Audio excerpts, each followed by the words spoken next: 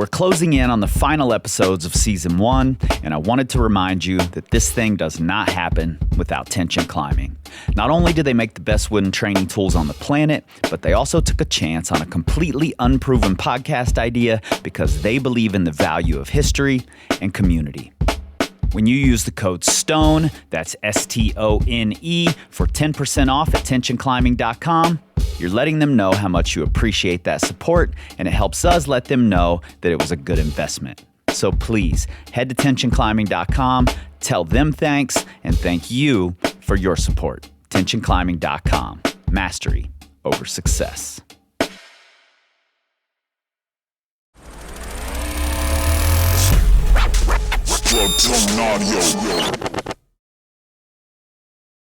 Everything was going wrong.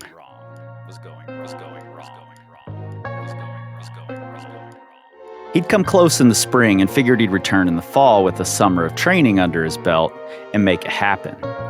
But like it tends to do, work, travel, weddings, and illnesses all combined to throw those best scenario plans off course. And then it snowed. He'd gambled for later in the season because the sun is his arch enemy, the Renee Belloc to his Dr. Jones, thwarting him over and over. But his gamble meant that it could dump. And it did. A few days ago, he had post-holed to the base of the leaning tower, aided the route, and fixed ropes for the two cameramen who would document the ascent. And now, here he was, after a day of rest, hanging on the rope on micro-traction, and not able to do the crux. Shit. All that work, and now I can't even do the moves? He was doubting himself. And with a rest day before the team arrived, the doubts came really flooding in. This pitch is 13D. I've only done a few of those at ground level. Who did I think I was anyway? I should have taken the literal shin-splintering fall last season as a sign, a reason to quit. Nobody would blame me. I could have at least given myself a whole nother season. This short trip just isn't going to cut it. But this wasn't new territory. You don't get anywhere in climbing if you aren't willing to push past the things in your way, even if that thing is your own mind. And you know what they say about pressure, diamonds and all that. And so the team showed up and he got to work. Things went well, and with that hope still rising, he climbed into the crux, a V9-10 boulder problem at the lip of a roof that revolves around pinching a hold affectionately known as the hideous taco and mantling off a sloper with the low left hand, all while fighting to keep the feet on anything as they try to cut away under the roof, and then high-stepping over the lip to oppose the taco, stabilize, and reach through. And he fell. So Jordan Cannon tied in again, the sun setting, and enough time for one more try. And again, he fell. He'd planned for 2 days on the wall, but his plan was to send this pitch so that he could sleep and recharge before the remaining 3 5-13 pitches above. His belayer, Sam Stroh, who he'd supported on a previous send on the route, went to the ground, opting not to sleep on a Wani ledge, leaving Jordan there alone. When his eyes opened the next morning, first thing he saw was that roof. If there wasn't enough pressure yesterday, today would be double. He'd soon learn that Sam had gotten sick and couldn't come back for day 2, so cameraman Sam took over those duties. Things were still going wrong, and he had to do something to turn the tides. And so as he tied in, double-checking the knot, wishing he had a warm-up of any sort before having to try those moves again and nervously chatting into the void, he wasn't fully aware that the pressure had quietly fallen away. He focused like he always does, but without that added weight. And he was quickly at those moves, taking a deep breath and forgetting all about the things that were going wrong. He didn't float it. He shook from the effort, he fought with all he had, and then he was through. First try of the day, and the hope came flooding back in. But the doubts and the pressure, nowhere to be seen. But this route, Todd Skinner's wet Lilygren nightmare, wasn't an easy jaunt to the summit. Leaning Tower is one of the most overhanging big walls in the world. It doesn't gradually slab out. The entire 1,000-foot route culminates in a 13A Bombay chimney out of roof at the very top. It's physical, demanding that the climber has plenty of grit left, and a healthy dose of intact hope wouldn't hurt either. And Jordan had that.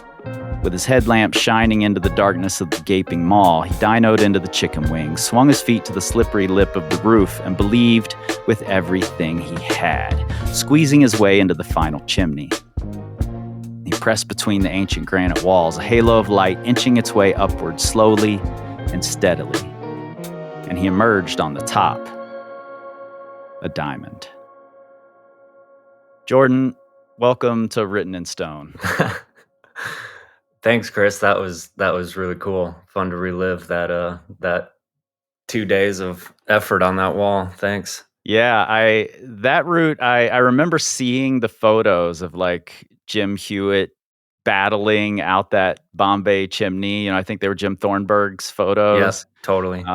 When they first came out, and was just blown away by how cool that route looked. Like it looked like a gymnastic sport climb, but on a big wall. Yeah, exactly. I had the same. I kind of feel that way about most of Jim's photos. Like his style and eye is just so inspiring. But then, yeah, seeing a crazy wall like that and thinking, "Holy shit, this exists in Yosemite," equally as inspiring, or even more so. I mean, Yeah, and I debated back and forth. Should I tell the story of Cowboy Direct, or should I tell this Leaning Tower story? And I chose Leaning Tower because you've done such a fantastic job of documenting your recent ascent with Matt Segal and Jesse Huey of Cowboy Direct. First off, congrats on the route. That's a mega accomplishment. yeah, thank you. And second off, thanks for that like constant documentation and storytelling. And you did a great interview with Ryan over at The Struggle that I think we're also going to post on this channel. Um, really going into details about how the whole thing came together, and daily what was going on and what it was like. And it's such a cool interview. I don't want to just redo that thing, so I'm going to post it on here for everybody to hear, because you and Ryan both did such a great job there. Yeah, we went really deep. So yeah, I wasn't sure what you were gonna do either, about whether you're gonna do Cowboy Direct or Wet Lycra, because we're focusing on the '90s here, and Wet Lycra was not in the '90s, so It's a Todd Skinner thing though, so I for sure. had to make that connection here. And before we kind of jump into this thing, first I want to say thanks for the nice notes about the season so far. Like you've sent me several messages that you've been listening and loving it, and I really appreciate that. This thing, it's partly to tell the stories in a way that maybe some younger psyched climbers will want to listen to, and also a way to like get the people who are already really invested in this thing even more excited. So it's cool to hear that you're listening and excited about it. Yeah, for sure. I mean, I told you before we started recording, but I've been super psyched. Anything that has to do with climbing history, I'm really interested in, but I just admire people who take something, we're all accustomed to podcasting now and climbing podcasts in general in the standard interview format, and, you know, putting a different spice to it and making it their own and unique. And yeah, I've been having a lot of fun with the storytelling and the combination of the hip hop, like poetic rhythm to Mm, your storytelling, and yeah, combining the thing we all love, which is climbing. It's super cool. cool. I appreciate that, man. Well, since you've been listening, you know how this thing works, and you know that I've got a couple of questions for you. Usually I just have one big one. I've got a couple for you that I need to know the answer to. Um, Like I mentioned, you recently did the second ascent of Cowboy Direct with Matt Siegel and Jesse Huey. And I'm sure you know that on the first ascent of Cowboy Direct, Todd and team brought along Steve Bechtel's brother, Jeff, Yeah. who originally was going to be there just to help keep things organized at base camp.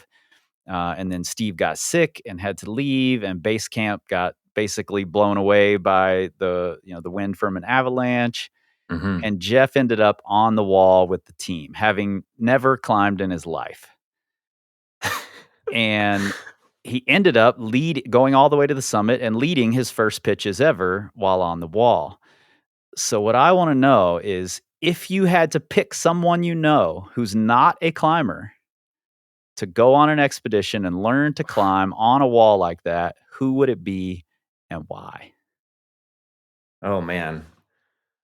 One, that's so crazy to imagine climbing your first pitches and, yeah, going on this epic expedition, not planning to summit, but then, like, kind of being summoned to the call and then, yeah, having the wherewithal to pull it off. It also speaks to the team supporting him, but holy hell, that's admirable.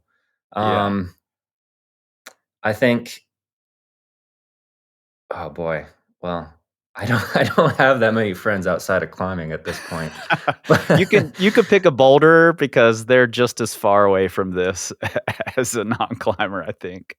I think I'd pick my friend Callan Hearn, and, although he has climbed, he's far less of a climber, um, and more of a just an all-around adventurer and photographer, and, yeah, fun guy to be around. I think I'd choose him because, yeah, on a trip like that, you want somebody that you just get along with and have a good time, somebody that makes you laugh and keeps the energy light, Yeah. but somebody that you also, trust can, yeah, dig deep and rise to the occasion. So, I choose Callan Hearn. All right. Yeah. Put everyone out there who's planning an expedition, put Callan Hearn on your short list. He's gonna deny that big time, but All right. Second question here. And this is a super serious one. You're on Cowboy Direct. And just like Skinner and team, you're stuck on the wall in a massive storm for nearly 60 days. And you're living in a world where smartphone batteries never die, but you only have room on your phone for one Indiana Jones film. Which one do you watch on repeat for the whole time? The Last Crusade, hands down. That's a good answer. I like That's it. my favorite. That's my favorite one because I mean, alongside Indiana Jones, I love James Bond as well, and having perhaps the best James Bond of all time, Sean Connery, play Indy's Mm, dad, and then their whole dynamic together, and, yeah, a deeper look into his past and his character. I just find it endlessly entertaining. that's cool. Ever since I learned you were an indie fan, I've been thinking about I need to have a full day of just indie films. And my office manager Lana is obsessed with Harrison Ford. Like if she could marry Harrison Ford today, she would do it. She is obsessed with him. So I probably would too, to be honest. He's the man.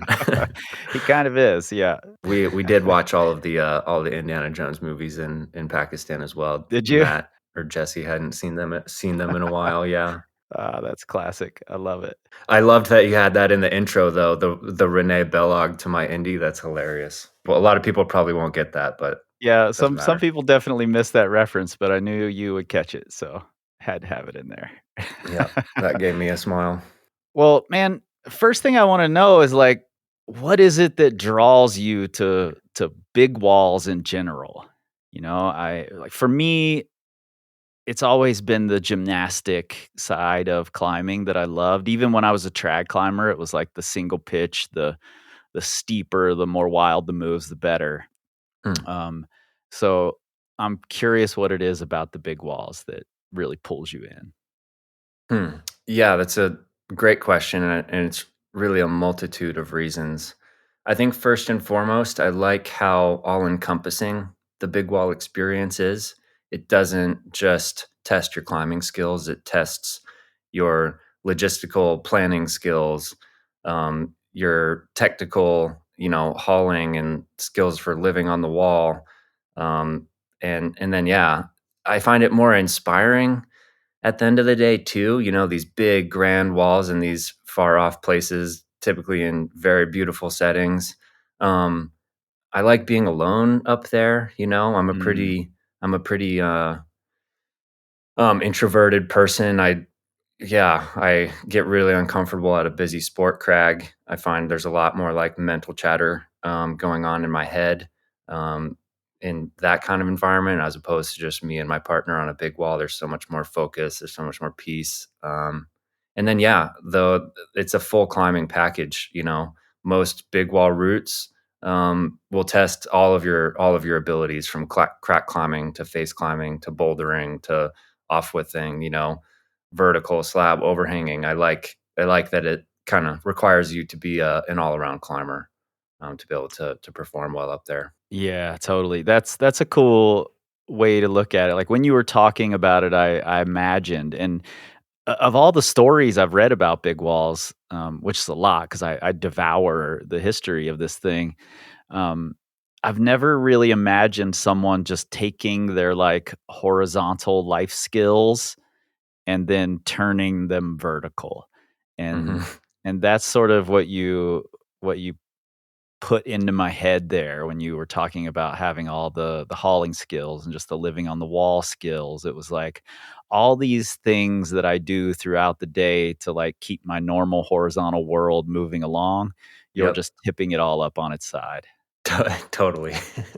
And I like as well that it's almost like I like suffering and I like working hard and I like the long days that are often required on a big wall 'cause this is a lot of work, you know. I don't shy away from like blue collar work in that regard. But it's almost you have to suffer efficiently at the same time, you know. You Mhm. can't totally blow yourself out on day 1 of a 7-day wall because you're just not gonna have the energy. So it's a lot of like energy management. You have to have a high capacity for the workload. Um, Yeah. I don't know, man. I love everything about it. But that being said, don't don't want to, nor could I climb them all the time. Gotta have diversity. I'd just be too Yeah. tired and weak if I climbed El Cap all the time. Yeah, I think that's an interesting thing. Like, I put you into this same category as, like, not to, like, put you in a box or anything, but when I think about the newer generation of climbers, I sort of categorize them, and like you and Brittany and Amity, and there's this whole crew of young climbers who are embracing big walls as well as embracing single pitch thing, and maybe even doing a little bouldering here and there, and for me, like, when I heard the stories of all these big wall climbers, they were so romanticized that I thought that's just what they do all the time, you know? Mhm. It wasn't until later that I realized that all of those climbers from back then who were doing the biggest walls, and we've talked about it a little this season already, like Wolfgang was going and doing, these huge walls, Eternal Flame, um, and then coming back and doing the hardest sport climb in the world. Yeah. So I think it's cool that there's this generation that you're a part of who's doing all the things and realizing if I just did big walls all the time, it wouldn't totally satisfy me, and it's just not sustainable. Yeah, totally. People often raise their eyebrows when I say it. Like Yosemite, at the end of the day, makes you weak in the Yeah, grand scheme of climbing fitness. You know, if you climb El Cap all the time, you're going to get really good at climbing 5-10 cracks and general endurance and that kind of thing. But it's not going to make you a strong rock climber in other right. regards in terms of max strength and power. But yeah, I'm glad to see more people on the scene, kind of, you know, um, incorporating all the styles into their climbing. But for me, that comes back to yeah, just the people I looked up to from the the 70s and the 80s. That yeah, they did it all. You know, they did the aid climbs on El Cap. They did the boulders in Camp Four. They went to Jailhouse and climbed hard sport routes. They traveled. They did everything and weren't as specialized necessarily as people are today as climbing's gotten bigger and more diversified. And perhaps they specialized later on down in their climbing, but yeah, I just love the idea of doing it all. And you know who gives a good example of this from that same generation is Tom Herbert. You know, he was kind Oh, of the young sure. guy. He was kind of the young guy to like the Calcs and and backers and things, but he took a note out of their book, and he's in his 50s. He's still climbing El Cap every year. He's still climbing 513. He's still bouldering. He still tries to embody that same kind of ethos in his climbing as well, which I really admire. Yeah, and doesn't get nearly as much, press and spotlight as the other guys, but he's also a doctor, right? Is that Yeah, yeah. He's pretty low key at this point. so he's like built a career. I know he did quite a bit of work, during the COVID. He was, Yeah, kind of hands right in the middle of it all, and also it's still climbing very hard. So yeah, that's cool. totally. One of the things that I like recognized about you early on was that you were interested in the history, and that it seemed like, watching your career, that one of the drivers was history in some way. Um, is that accurate? Is that a fair assumption? Yeah, that's totally spot on, to be honest. I mean, I've been an athlete my whole life. I've always been active and enjoyed playing sports. Like my other two main sports growing up were soccer and hockey, which of course have a rich history as well. But the thing about climbing that like history makes it for me in a way that it doesn't in those other sports. Like Mm, at the end of the day, you have to enjoy doing the thing. I like playing soccer, I like playing hockey, but and I like climbing, but the thing that really drew me into climbing full on is the history and the realization that like you can interact in that history in a really personal way. You know, like for yeah. example, I can't relive the moment that Bobby Orr scored like the Stanley Cup winning goal in 1970 in Boston, like that the hockey rink doesn't even exist anymore. That's just, it's a fun, exciting moment to like imagine, but you can't really interact with it in any other way than that. But I can interact with the history of Warren Harding doing the first ascent of the nose and go climb that route for myself and like be in the same position and just yeah, kind of have that like sense and awe for the past. And so that's ultimately like the thing in climbing that really drew me in deeper um, than just the love of the movement and the experience of actually physically climbing.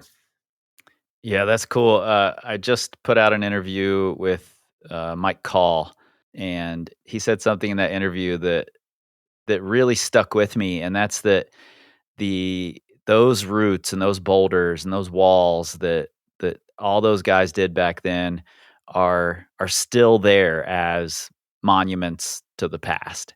And even if like new technology comes along or new techniques come along and climbers find better ways to climb these things, or faster or easier ways to climb these things, you can still go back and do the same sequences or the same line or the same pitches, and view it as a monument to the past. And I think that's a really cool thing and a really cool way to look at it in a world where we're arguing about, like, are you allowed to use knee pads on this pitch? Totally, I think there's so much to be learned by climbing those monuments. Another thing as well is like Matt, Jesse, and I were giving a presentation about Pakistan recently, and like they're talking about at the beginning of like the idea, pitching the idea to me and trying to get me psyched enough to say yes, and they kind of painted this picture of like me as Indiana Jones, and what is Indiana Jones always after? Like he's after these historical artifacts, and so Yeah. when they kind of like present it to me as like this grand historic route with this significant place in history, like that was the hook that got me psyched. And I kind of like that idea. I mean, I've always like kind of admired like Peter Croft. I used to joke that I was like, Yeah. he's the Indiana Jones of rock climbing, Mr. like adventure man. But yeah, I like that idea of like seeking these historical monuments, and yeah, maybe preserving them if necessary, but yeah, experiencing them for yourself and appreciating them for the role they played in the progression of our sport. Yeah, for sure. Do you remember what history it was that really got you hooked? Was it a certain storyteller? Was it a book, a magazine article? What was it that really got you? Um, It was a lot of things. I mean, I grew up on the East Coast and I was aware of climbing from a pretty early age. I never got to go climbing outside until I was like 18. Um, but I remember seeing climbers like on Looking Glass Rock in North Carolina when I was like 6 years old or something. And yeah, Yeah. I think like to even telling my mom at a young age, like I want to be a climber when I grew up, even though I didn't really know what that means. Um, so, yeah, I was aware of climbing, but it wasn't until I moved to California and was had more access to the outdoors and better gyms and all that kind of stuff, a larger community, um, that I started to learn about the history of climbing that really stemmed from those areas, from Southern California and Joshua Tree and Talkeets to Yosemite and the High Sierra and kind of Yeah. beyond. And so I just became obsessed with the 50s and 60s and 70s. And I kind of just, even outside of climbing, I love those eras for um, different reasons. But really, like the main thing that clicked for me was seeing Valley Uprising. Mm. Like I had been consuming a lot of climbing history and movies and magazines and whatnot. Like I love the Moving Over Stone videos that Doug Robinson made and Yeah, yeah. Warren Harding's book and the Royal Robbins memoirs and like Glenn Denny's Camp 4 book and all the Stone Master and Valley Climber like photo books with all these essays and things. Like I was really into all that stuff. Peter Croft's writing big time, but it was all kind of like misplaced. I didn't really have like I didn't have it presented in a way that felt um really like wholesome, and Valley Uprising kind of just like connected the dots of all these different parts of Mm. history and these different characters in a way that I hadn't seen before. And it just like put off a bunch of light bulbs in my head. I was like, oh my God, this is so cool. I kind of saw how it all like how they all played into each other. And that's what ultimately sold me. I was like, this is it. I'm like going all in. I'm gonna be a rock climber for the rest of my life. And yeah, so that was the main thing I think at the moment. That's really cool to hear, especially, like, making all those connections and drawing all those, like, the through lines, because that's one of the things I'm trying to do here is, like, really make sure that all these, like, seemingly disparate events, that we can see the through lines and see that all these people were players on the same field, essentially. Yeah, totally. I was gonna say the same thing. Like, I don't know as much about the '90s, for whatever reason. I'm like more interested in the '70s and '80s, but I hope that all the people listening to this podcast who maybe sport climbing or bouldering is their main thing is that they might not even realize like how they've been interacting with climbing history or the people Yeah. that put up these first ascents. And yeah, hearing you exactly do the same thing, like present it in this kind of comprehensive way as much as you can. I know there's a lot in the '90s that Yeah. happened, but Yeah. still, Well still, yeah, I'm sure people are benefiting from it in the same way. well, and I was the same as you, like, I loved those '60s, '70s eras, '50s, '60s, '70s, and part of that was because we had really incredible storytellers telling those stories, you know? Yeah, Like, there were the John Longs, obviously, yeah. the GOAT of climbing storytelling. I don't think that's even debatable, really. I actually just sent John an email and was like, I'm making this thing because of you. Cool. But, like, the Pat Ament, and Royal Robbins wrote eloquently, Warren Harding wrote about his ascents, there were all these great storytellers about the things that they were doing back then, Yeah. and then since then, the level of storytelling hasn't been as grand, I No, think there was certainly John not. Sherman telling great stories about, like, the early days of bouldering and but in the sport climbing era, that seems to have sort of petered out a little bit, and Yeah, and I want to revive some of that like grandness that hooks people the way it hooked you and the way it hooked me. I agree. I mean, I think it was more standard to write articles for the magazines and yeah, put Yeah, a little bit more effort into the storytelling aspect of their ascents and the significance behind it and how it made them feel and all these things. that you guys have acknowledged on the podcast a handful of times already, that it's just changed with the access that we have to Yeah. everybody, on the internet and live streaming, and yeah, just constant like thought process, just Twitter and Instagram. You can just, you can just put so much stuff out there that I think it dilutes it and makes it harder to hold on to that kind of, grander form of storytelling. But Yeah. I hope it doesn't die too. I hope it doesn't die too. It's not going to. That's actually one of the things I appreciate about your Instagram is you tell these kind of long form stories on your Instagram about the things that you're doing. Whereas a lot of the times we just get like name of the route, green check mark, Oh my god, I like hate that. I done. hate that so much. Like, I've had that And conversation with Jonathan Seekers recently. yeah, yeah. He just He's posted a thing very, very disgruntled about the green check marks. So Yeah, and I agree, and I and I agree. see him making a conscious effort to put more effort into his storytelling as opposed to kinda just displaying Yeah. the accomplishment and moving on. There's the whole, like, too long didn't read attitude of, like, I'm not gonna read your whole caption, I'm just gonna look at what you did and move on. But, yeah, there's more to climbing than that for me. Yeah, totally. Well, let's move into Cowboy Direct a little bit here. Like I said, I'm not going to rehash a lot of the details that everyone can hear over at the struggle, but um, it's a long way away. It's a lot of money to make that happen. Um, and some people think it's crazy to spend that money, go that distance just to repeat a thing Yeah. rather than doing something new. What are your thoughts about that?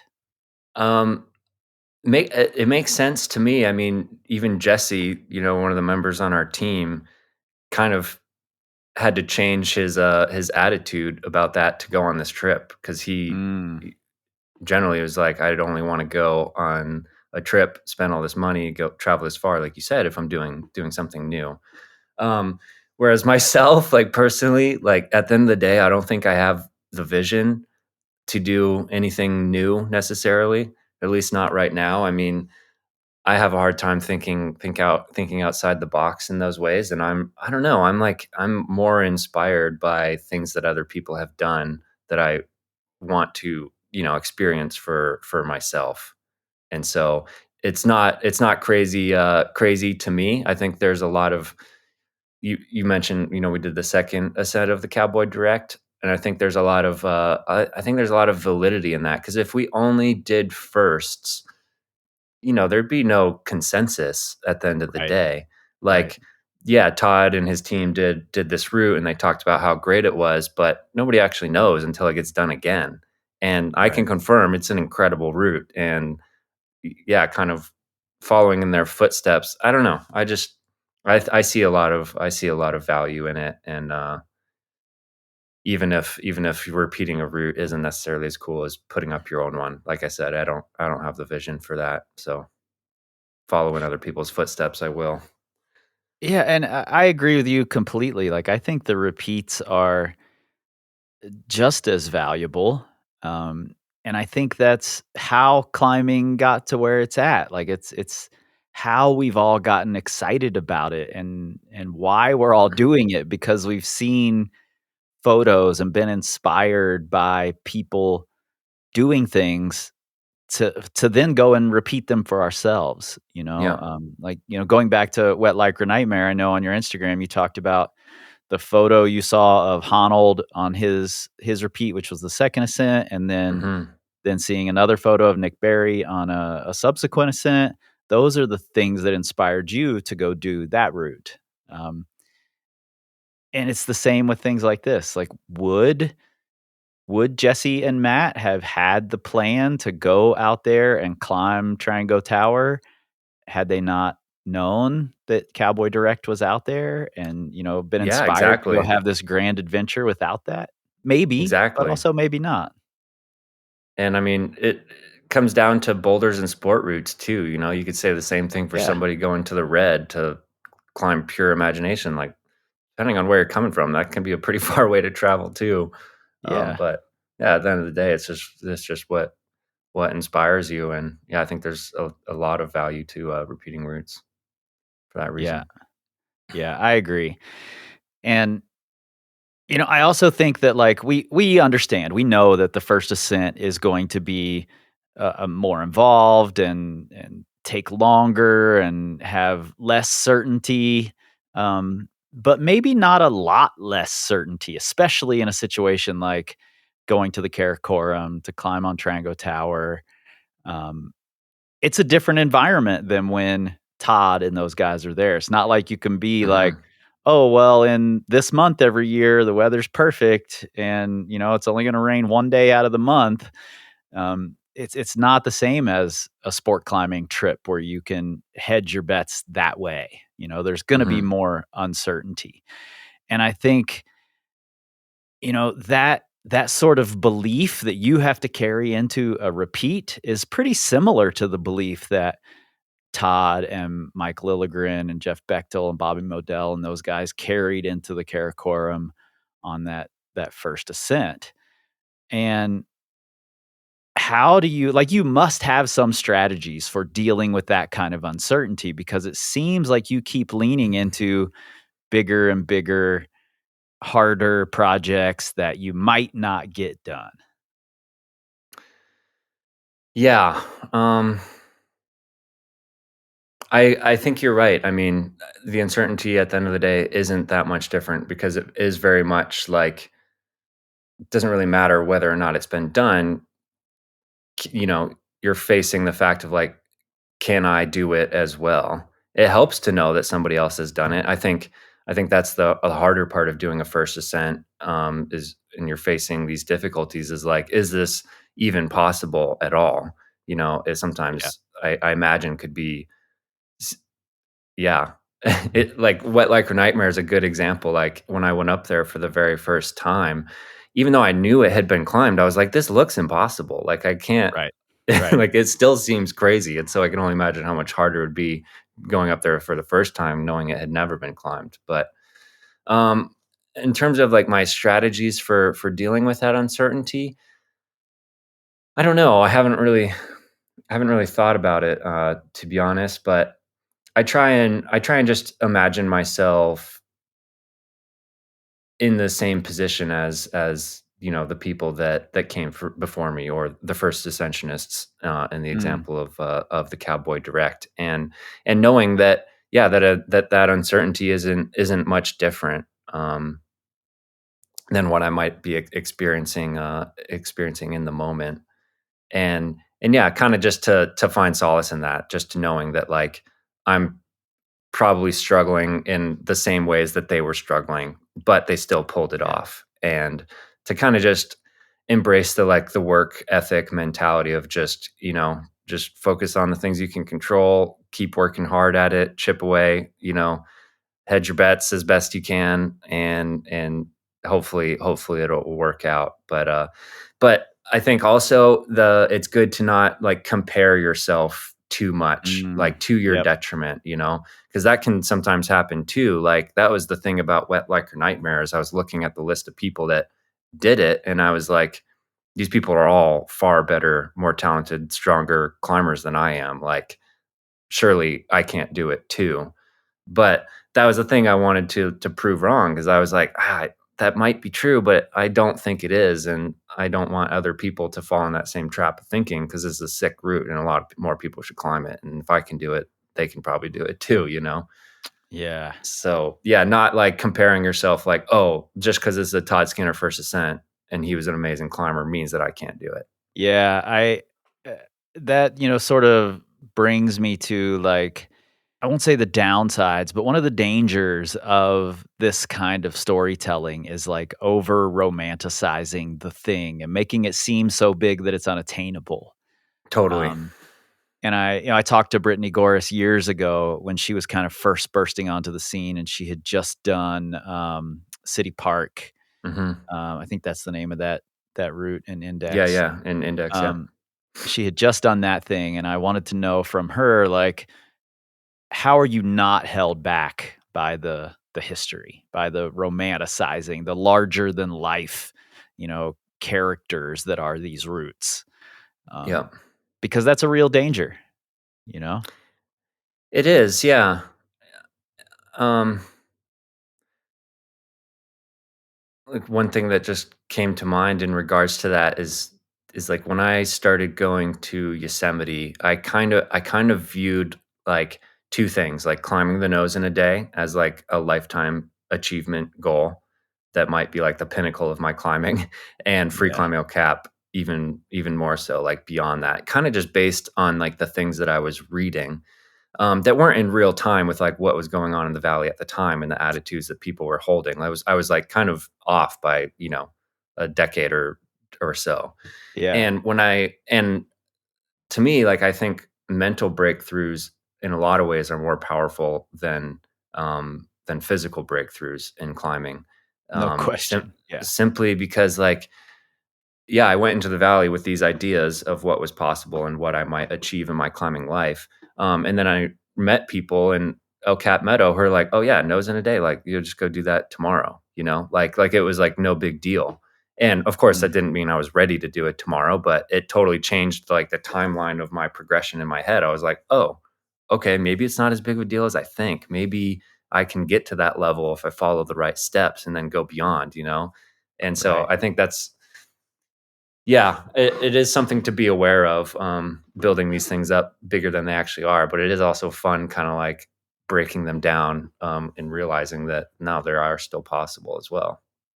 Totally, totally, and that's, like, that's one of the reasons I value these kind of interviews is because I get to, like tell this grand story, romanticize this story about Mhm. Cowboy Direct, as if I can romanticize it any larger than Todd already has, but I get to tell this story in a big way and make it seem huge, and then I get to talk to someone who was inspired by the thing, whether it's Action Direct or Hubble or Cowboy Direct, to then go through their own struggle and their own path and find their way to doing that thing. So Yeah, I like being able to tell the big story and then tell the stories of people achieving those things.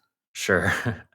I think it's also a testament to the storytelling, style of the time, like you include in your intro, "Don't let the truth get in the way of a good story." That's also Yeah, because part of what makes Todd such a great storyteller and John especially is, how much, they embellish their stories at the yeah, same time to make them just more exciting, and I yeah, don't totally. How much necessarily think that's a bending bad there thing. is. I don't necessarily think that's a bad thing if it's done well. It can, yeah, it can make it more exciting, but we're all focused these days on honesty and truth and all that, so which is also Yeah. a good thing. Yeah, I agree, I agree. I'm trying to walk a fine line there, and that's actually when I was listening to your interview with Ryan on the struggle, you give a caveat, that happened at the end of your trip at the top of the wall, Yeah. um, and I think it's an interesting part of the history of it to give that Mhm. caveat, as well as, just a highlighter on the, like, there are so many rules flying around to all of this that we're still trying to parse out, you know? Mhm. And I Mhm. think, Todd and Paul were 2 of the first people to really start considering free climbing these big walls. So they were kind of making up a lot of the rules as they went along, the same as like Max and Mark were, and Right. Lynn was, and the Hubers were, and all of these characters doing these things. So can we talk a little bit about that caveat, even though they'll hear it in the struggle? Yeah, yeah, no, sure, happy to talk about it. I think it's a pretty interesting point. Yeah, so, I mean, we were all trying to free climb, the route as a team, but what we mean by that is we're all trying to free climb every pitch, and all of us, like, lead the crux, the 2, like, hardest pitches, and then swap leads on all the rest, and yeah, at the very top of the wall, kind of before, it transitions to, like, lower angle, snowy, iced, kinda rambling mountain pitches, to the top, there's one last kind of hard pitch of technical rock climbing, a 12A dihedral, which like you might think is, yeah, it's easy to write it off like, oh, it's only 12A, like the crux of the route is 513. It's not as Right. hard in comparison, but there's a lot of other variables to consider. So I don't want to downplay and be like, oh, it's easy. Because you are still climbing at like 20,000 feet.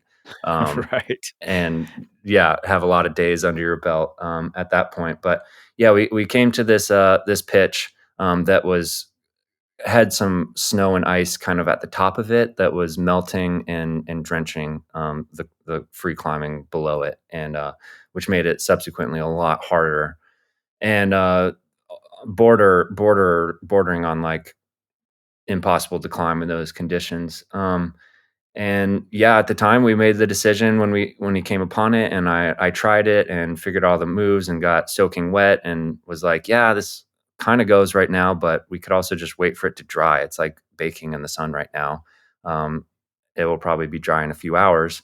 Let's just go to the summit and then free climb it on the way down, which is out of order. But at the end of the day, like we're trying to just free climb the whole mountain. If you Right. have to do it in Right. out of order, we were okay with that, given the circumstances. And when we came back to that pitch, it was far later in the day than we had anticipated. Getting to the summit took a lot longer. The pitch was still wet, and um, I I basically just top roped the pitch. I didn't lead the pitch like I was trying to do before, because we were late in the day. Matt and Jesse still needed to do it, and then they ultimately decided to give up on it. Like neither of them free climbed it, and so I like kind of free climbed it. I kind of did it in two parts, given that there's like a no hand stance in the middle, which is kind of a common thing sometimes that happens on big wall climbing, to utilize a stance like that.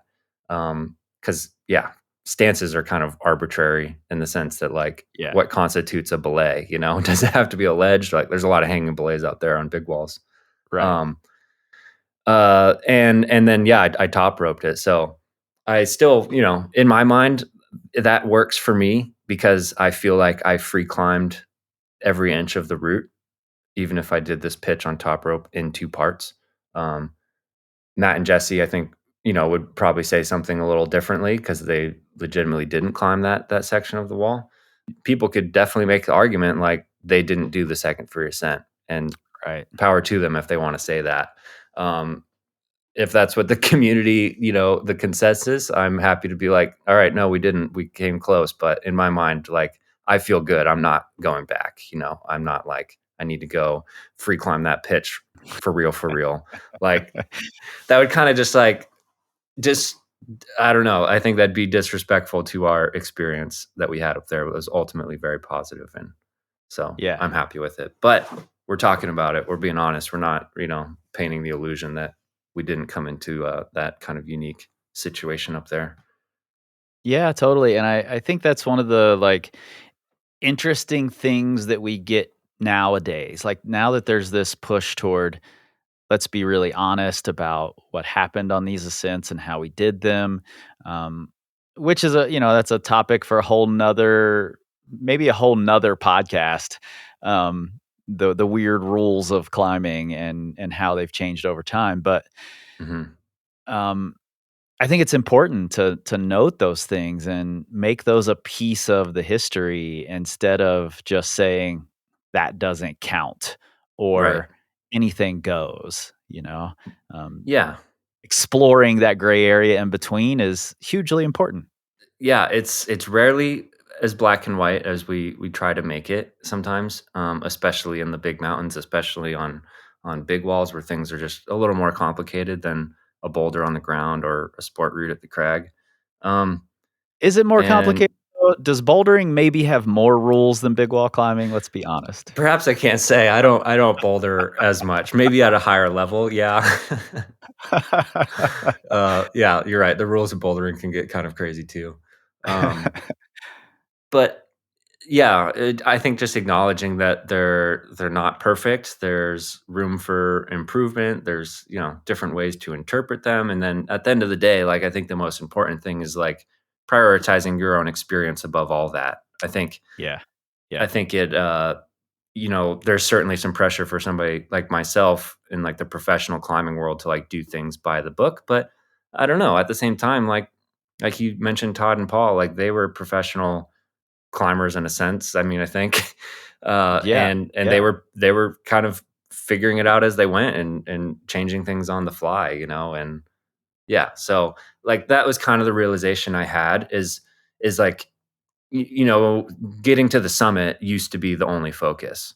And then Right. free climbing kind of became more of a focus in a lot of ways. And yeah, you want to get to the summit, but we want to free climb to get to the summit. And that's what we were trying to do in Pakistan. And we got to the summit and we free climbed all of it with this asterisk on this one pitch. But like this scenario we found ourselves in made us kind of realize like, boy, free climbing is kind of stupid. Like when you think about it, like when you really like in the moment, you're like, look at what we're trying to do right now. Like this is so dumb given all the other circumstances. Like, is this really going to change our experience up here?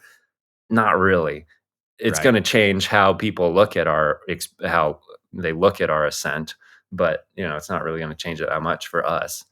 Yeah, and I think being honest about it and just putting it all out there really helps other people see that, like, if there has to be an asterisk next to this thing that you're doing, it doesn't have to change your experience of it. It doesn't Yeah. delegitimize or devalue your experience. As a climbing coach, I hear a lot of people, especially like relatively new climbers, just breaking into like 512 or something, saying, being really sort of caught over like, I'm really scared to do this pitch. I would like to just climb it on top rope, but I have to lead it, you know? Right.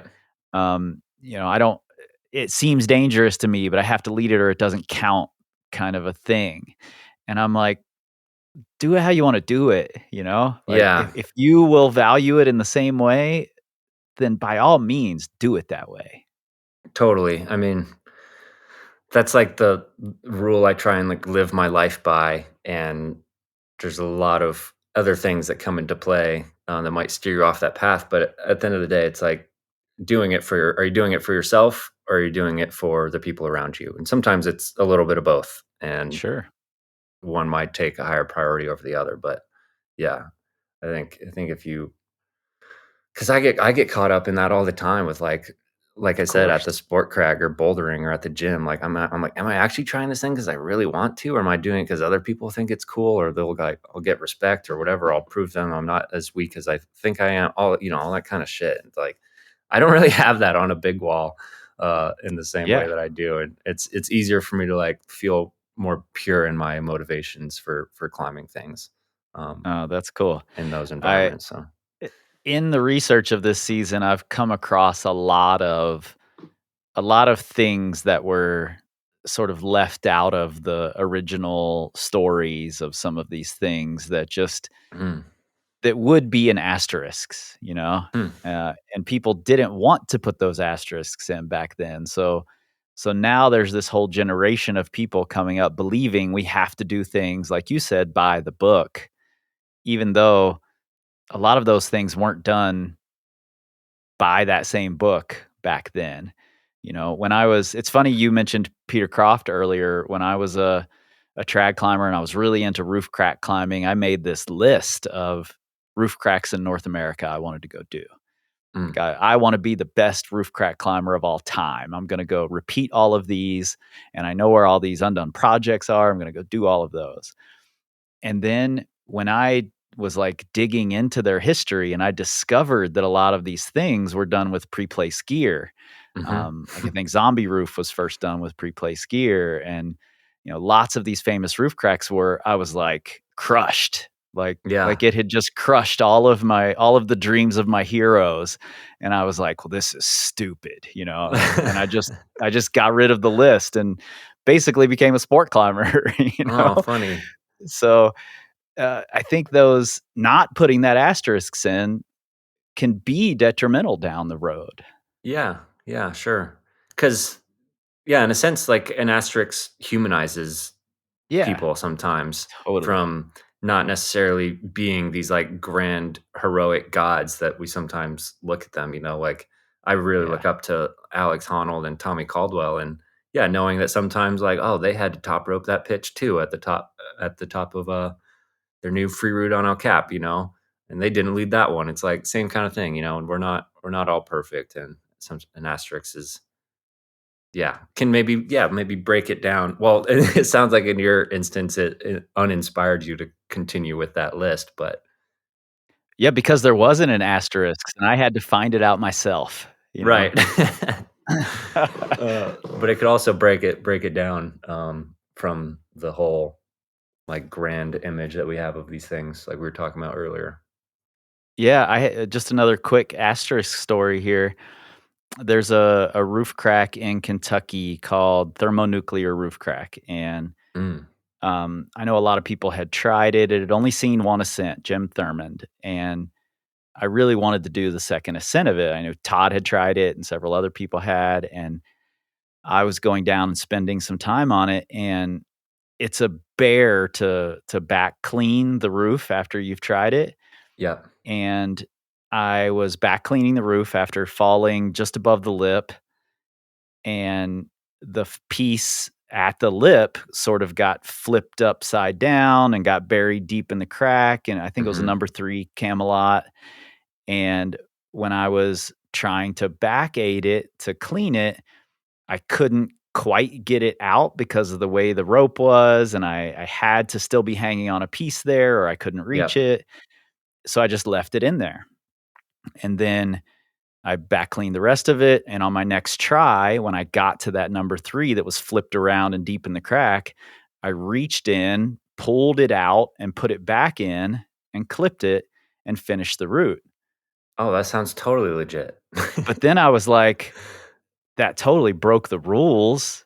That piece Ah, was already here. I didn't carry it with me from the ground, so right, I right. can't claim that I did this route." So for years, I didn't consider that I had done the second ascent of this roof crack, Oh, and now interesting. I Yeah, do. But for years, I was like, I'm beholden to these ethics that everyone else is holding themselves to, even though they totally. weren't really.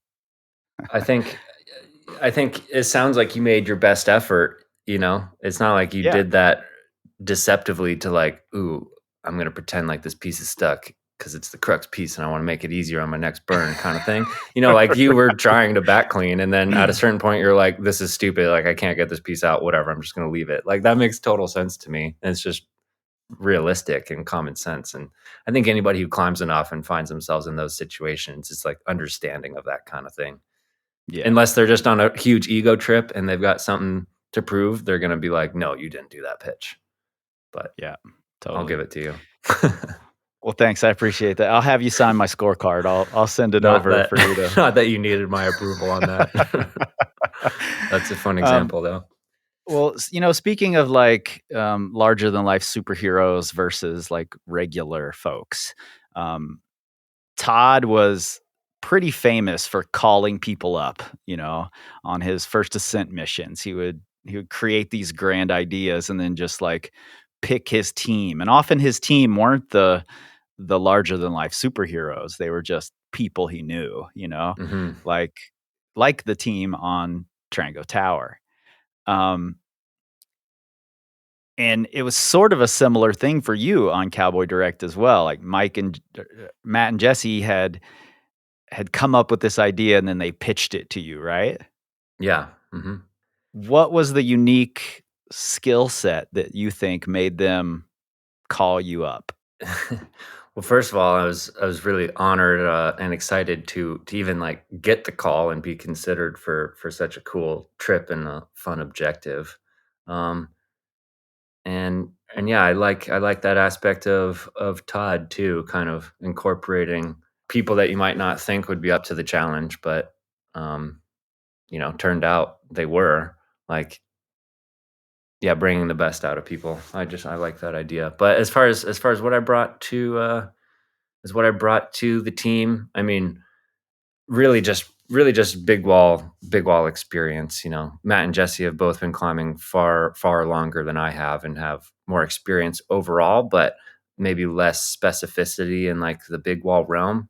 And so, yeah, more just based on my kind of recent track record in Yosemite with a lot of Mm. big wall climbing, a lot of in a day routes, free climbing, that whole sort of thing. And then maybe just some young energy, Yeah, maybe brought a little bit of that, but yeah, I mean, I do see myself as an everyman in like the greater climbing community. I'm not an all-star like Todd. Um, yeah, like I imagine Todd was and all these other people that we looked up to. So I think I just brought some youthful energy and some big wall experience. That's Well, about it. one of the things I think made Todd such an all-star was that he told the stories, Hmm. and Paul told the stories, and Paul's an incredible writer, and they had great photographers around them all the time, taking these pictures and making videos, and I wouldn't, I think you're selling yourself short because I think you're on that same path of, like, telling the stories and documenting these things and doing, interesting things that people can relate to, so, I think you're selling yourself short there. Perhaps. I mean, I think both are important, because I think you can be an everyman all-star. How's that? sure.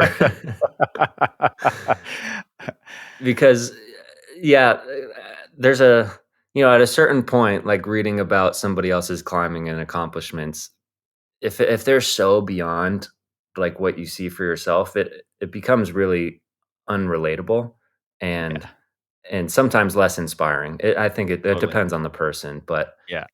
like I'm endlessly like impressed by things that Adam Ondra does, or the best sport Sure. climbers in the world, but I can't relate to them like basically like at all. Like sometimes, Yeah. like when they come to Yosemite and like step into my world a little bit, like then we have something to talk to. But otherwise I'm like, I don't really know what you guys are up to. Like I can't relate at all. And so I like the everyman sense of like, yeah, presenting climbing in a more relatable way to people, that Yeah. hopefully inspires them to go above and beyond what they thought was possible for themselves. Yeah. Well, one of the things that, like, if you're reading about Todd or you're talking to people about Todd that you hear constantly is that he made everybody feel like they were the center of attention and, part of something really important, just meeting him at the crag and he would be just as excited about your 510 as he was about whatever he was trying. Um, and you wrote a while ago that you had started to invest more time and energy and thought into the relationships that you've created through climbing. What made you sort of lean in that direction? Well, that's cool to hear that about Todd. Actually, I hadn't heard that aspect of his character before, but simply that alone kind of makes me think back to Harrison Ford, for example. I've been watching a lot of like since the new Indiana Jones movie came out. I've been watching a lot of like behind the scenes, making of type stuff, Yeah. that's come out in that regard. But then even on like the team sports aspect of things, I've been following the Boston Bruins and the Vegas Golden Knights in their recent years, and yeah, the behind the scenes on how like the team dynamics work within those organizations, and they both uphold that same kind of like ethos of like we're all the same, we're all working towards the same goal. Just because I'm playing Indiana Jones and I'm the hero of this film doesn't mean I'm more important than the guy holding the microphone or the person behind the camera or the set Right. designer, costume designer, all that kind of stuff. Same with like,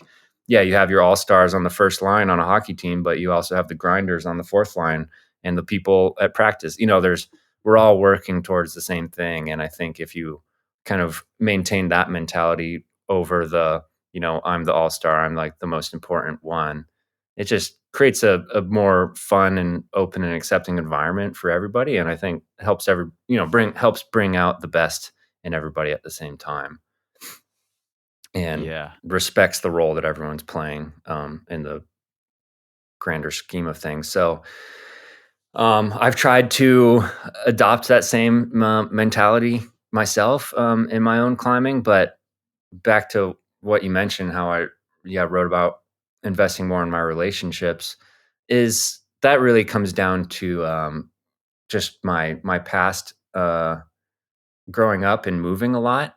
I got so used to moving every few years in different state, different town, different school, new group of friends. It all started to seem really like impermanent to me, and I didn't take the people in my life as seriously because I was like, oh, I'm just gonna move in a few years and never talk to you again. So like, what's the point, kind of thing. Um, and that changed when I found climbing and kind of started to realize I was like, "Oh, I'm an adult now. I'm, like, making my own decisions. I'm living my life the way I wanna live it." Like, taking the people being more selective with the people I choose to spend time with, and then also, valuing them in a way that I didn't used to, like, because I realized they were gonna be in my life for a long time, I'm like, "Man, climbing, I'm gonna be a climber for a long time, and I'm gonna know these people that I'm doing it with, for just as long," and so, yeah, kinda just that mentality shift of, like, recognizing the permanence in it, as opposed to the impermanence when I grew up. I think that's pretty important, I'm kind of on my, I don't know, the 3rd or 4th, like, act of my climbing at this point, and that's a thing that's becoming more and more important to me now, and it's been important in every act in different ways, Um, and climbing can very easily become this, like, selfish thing, and sometimes should be, I think, this Yeah, selfish thing of I have this goal I want to achieve, and, I'm looking for people to, like, help prop up my goal for me, help me right. with this.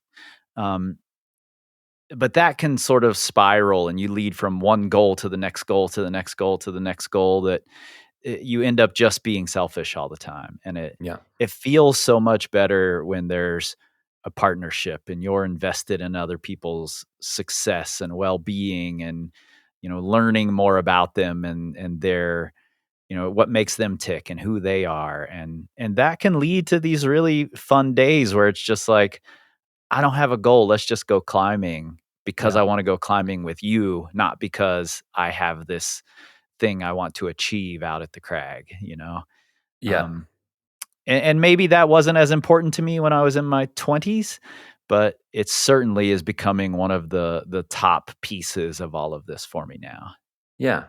Oh, that's cool. I mean, I think, like, that reminds me of, I took a lot of philosophy classes in college when I didn't know what I wanted to major in, and, I remembered, like, in Aristotle's Nicomachean Ethics, he talks about the 3 different kinds of friendships, and Mm, having friends of pleasure, friends of utility, and friends of virtue, and not necessarily placing, like, friends of virtue over everybody else. It's just different, right. we all have those different kinds of friends in our life, Yep. that bring us different things, and those are the reasons why we're friends with them. And I think as long as you have a decent balance of that, and not only friends of utility that you kind of like use to do the things you want to do, have friends of virtue too that you connect with on a deeper level. And um, I think that's okay.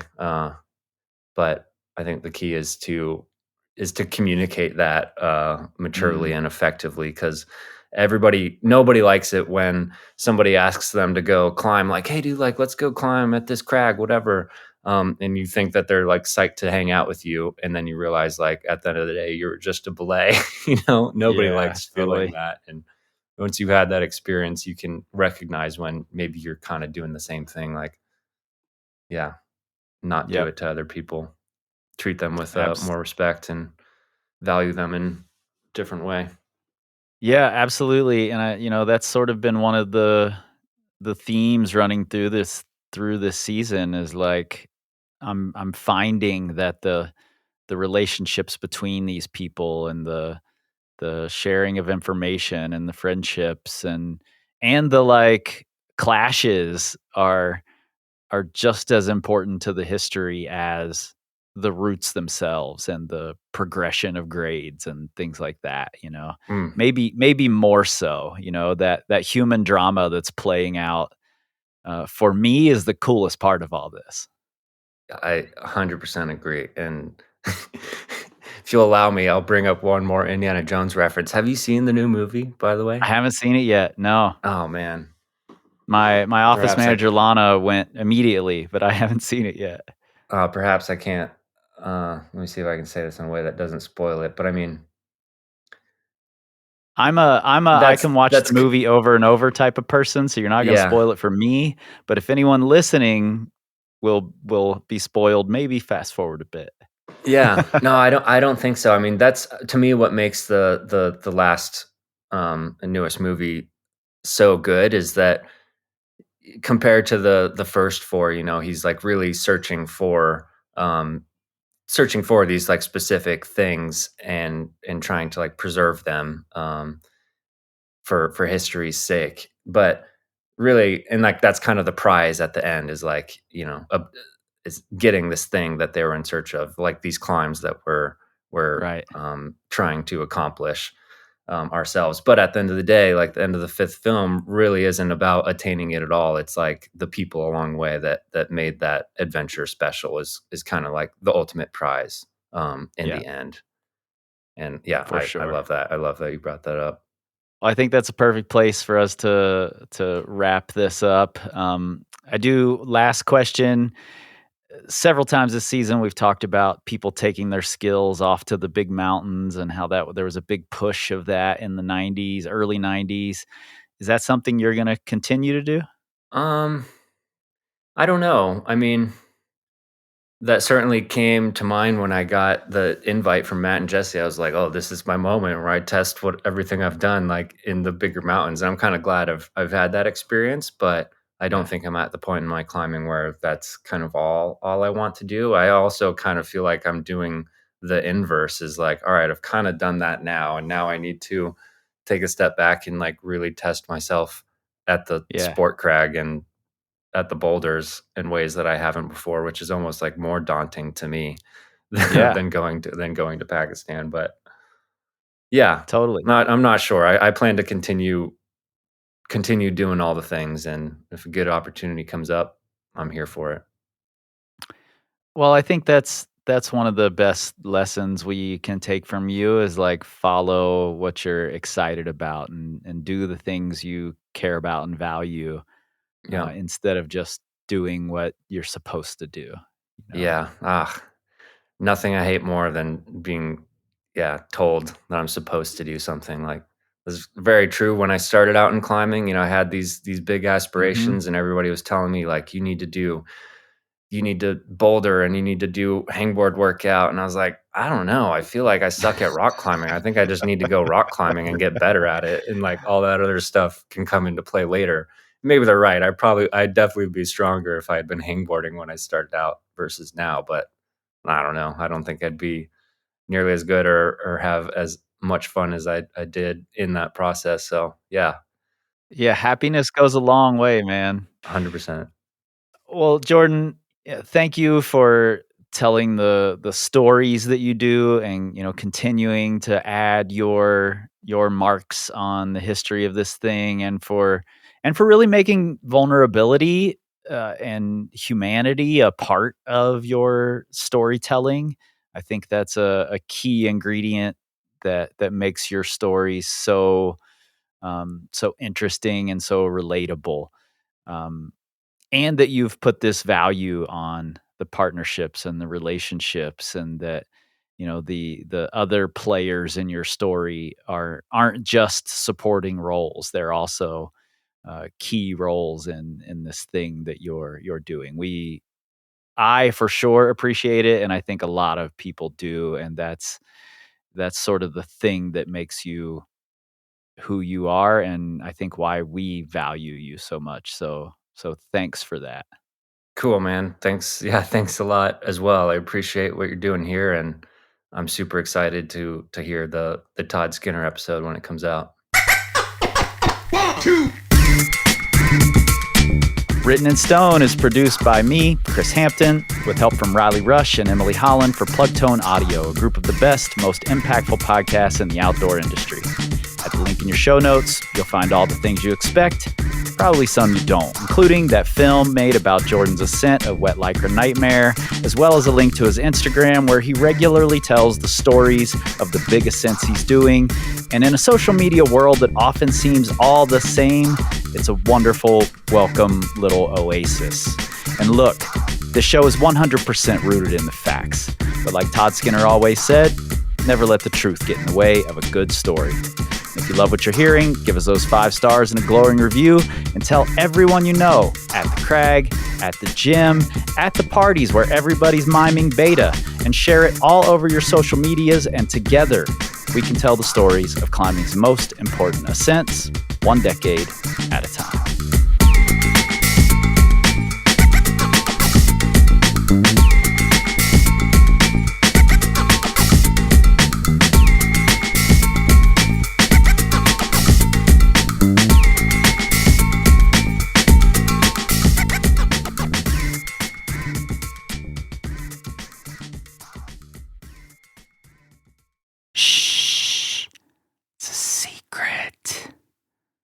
That message is actually for the neighbors' dogs because they won't shut up right now.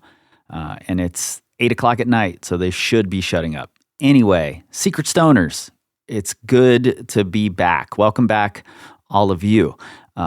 Every time there's a week in between episodes and I haven't talked to you in a week, I feel like I've missed something.